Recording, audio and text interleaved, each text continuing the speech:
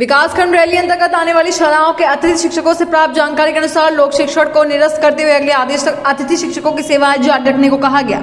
अतिथि शिक्षक निरंतर सेवाएं दे रहे हैं, उसके साथ वार्षिक परीक्षा को संपन्न कराया गया। अतिथि शिक्षकों ने बताया कि 4 महीने से मानदेय किसी को 2000 रुपए तो किसी को 2100 रुपए प्राप्त हुआ, जिसको लेकर शिक्षक परेशान हुए। परेशानी के बाद अतिथि शिक्षक एकजुट होकर रैली ब्लॉक के अधिकारी बीईओ आईएन तिवारी पास पहुंचकर मध्य प्रदेश के मुख्यमंत्री के नाम ज्ञापन दिया गया। कहा गया कि अगर हमारा मानदेय नहीं दिया जाता है तो हम अतिथि शिक्षक धरना प्रदर्शन कर सरकार का विरोध करेंगे। साथ में एसडीएम रैली को भी मुख्यमंत्री के नाम ज्ञापन देकर धरना प्रदर्शन करने की बात कही गई, जिसको लेकर पत्रकारों ने बात की। तब रैली ब्लॉक के अधिकारी इंदुराज तिवारी द्वारा बताया गया कि जिला शिक्षा अधिकारी से बात करके जल्द से जल्द विषय का निराकरण करने का प्रयास करेंगे। ज्ञापन में शामिल रहे समस्त शोषित अतिथि शिक्षक संघ रैली अतिथि शिक्षकों के नाम अजय ठाकुर, पंकज साहू, नरेश सिंह के साथ तमाम जन इस मौके पर मौजूद। गढ़ाकोटा से राकेश कुमार प्रजापति की रिपोर्ट।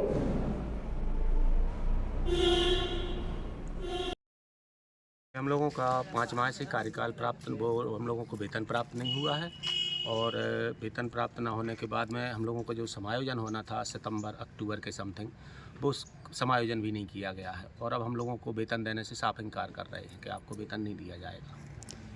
किनके आदेश पर? ये बीओ साहब ने खुद अपना आदेश कार्यालय से प्रसारित किया था समायोजन करने का, तो 10 अक्टूबर के बाद में ना उन्होंने कोई समायोजन किया है और जैसा हम लोगों को कार्य मुक्त करने के लिए मतलब बाध्य किया गया था कि आपकी सेवा समाप्त नहीं है, आप स्कूल जा सकते हैं, ऐसा फिर दोबारा कोई आदेश नहीं आया कि अब आपको कार्य मुक्त किया जाता है। विकास अधिकारी का नाम क्या है? विकास अधिकारी उनका नाम इंदुनाथ त्रिपाठी, जिन्होंने आदेश दिया था। जी, इंदुनाथ त्रिपाठी। और आपकी मांगें पूरी नहीं हुई तो आप क्या करेंगे? हम लोगों की यदि मांग पूरी नहीं होती है तो हम लोग इसके बाद में हड़ताल करेंगे और धरना प्रदर्शन करेंगे, लोकसभा का चुनाव का विरोध भी करेंगे। ज्ञापन दिया गया है, इस संबंध में आपके संज्ञान क्या है? देखिए, अतिथि शिक्षकों के साथ में सबसे बड़ी विडम्बना ये हो गई कि 3 तारीख को उनके लिए जो आदेश हम लोगों के लिए प्राप्त हुआ था और वही हम लोगों ने नीचे संकुल प्राचार्यों के माध्यम से समस्त अतिथि शिक्षकों के पास भी भेजा था कि उनको 3 अक्टूबर से पृथक कर दिया गया। फिर 4 तारीख को एक नया आदेश आया, उसमें लिखा कि इनके लिए कार्य मुक्त न करें, तो बड़ी दुविधा की स्थिति हो गई कि अतिथि शिक्षक रहेंगे या नहीं रहेंगे।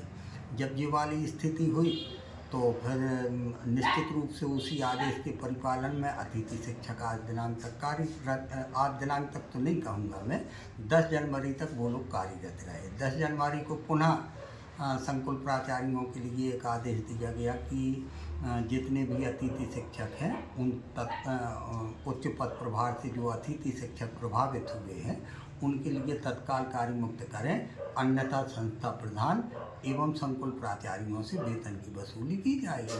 तो यहाँ पर एक दुविधा ये बन गई कि यदि संकुल प्राचार्य अपने जो संस्था प्रधान हैं उन अतिथि शिक्षकों को रखते तो उनका नुकसान होगा। तो इस विडम्बना के आधार पर ये अभी स्थितियाँ बनी हुई।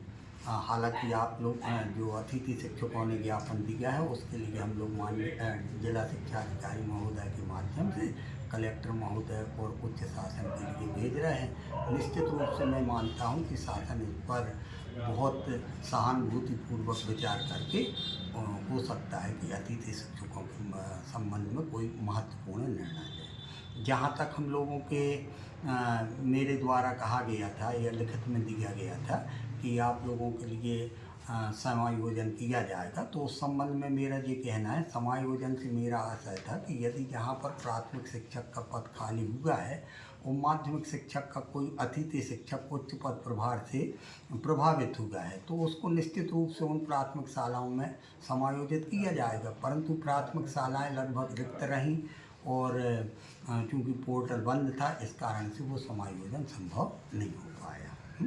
मैं ये कहूँगा कि जैसा अभी तक वो धैर्य रखे हुए थे अतिथि शिक्षक उसी प्रकार का धैर्य रखें। निश्चित रूप से शासन उनके लिए कोई न कोई अच्छा रास्ता निकालते हुए उसका हल होगा। धन्यवाद।